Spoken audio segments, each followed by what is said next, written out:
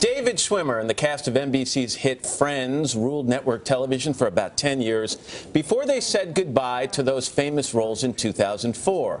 Well, lately, David has made the turn to drama. He recently starred as Robert Kardashian in the popular FX series The People vs. O.J. Simpson. Now he's out with a brand new series on AMC. It's called Feed the Beast. Schwimmer plays a single father trying to get his life in order just as his best friend is getting out of jail. How you doing, man? You okay? TJ, you remember Dion? Look at you. Huh? Hey, what's up, T-Bone?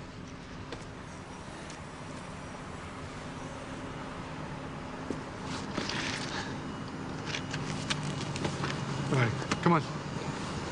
There's a little baggage there that we'll try to explain. David, good to see you. How you been? Good. How are you? I'm doing great. It's nice to see you. Nice to see you again. This is, I don't know, dark is maybe, is that too strong a word? No, I mean, it's a drama with I guess, some dark humor and a lot of food and wine as well. Yeah, your character's going through a really tough time. He's lost his wife in a tragic accident. He's got this young son. Yeah, to explain that clip, my son hasn't spoken since he saw his mother killed in a hit and run. So it's been a year since he's spoken, and I'm trying to manage as a single father. And I'm also a sommelier. My best friend, played by Jim Sturgis, gets out of prison.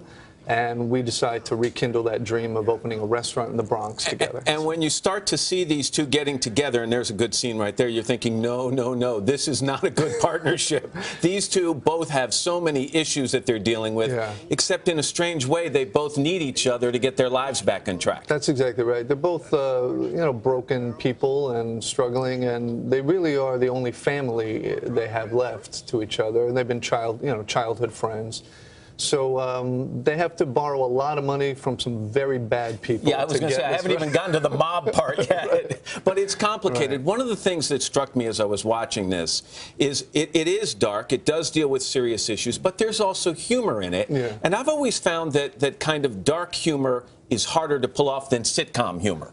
Yeah, it's... you've got to. The tone of the show is tricky, and because you've got to create characters that people feel are credible and believable, and so because these characters are coming from a place of tragedy, the humor, some of the greatest jokes come from the darkest times we're in. I think it's a defense mechanism mainly that survival. We have to make fun of our situation because it's so ridiculously tragic. Well, the last few times you've been here, you have been talking about dramas. I'm just curious, is this something that you're consciously deciding to do, or are these just the roles that seem to be presenting themselves to you? Yeah, it's not any kind of conscious decision. I was offered the Kardashian role on the O.J. thing, and I've always wanted to work with Ryan Murphy, and that just seemed like, yeah, let's do that. And then this came up right after that, and I was like, wow, this is another great character.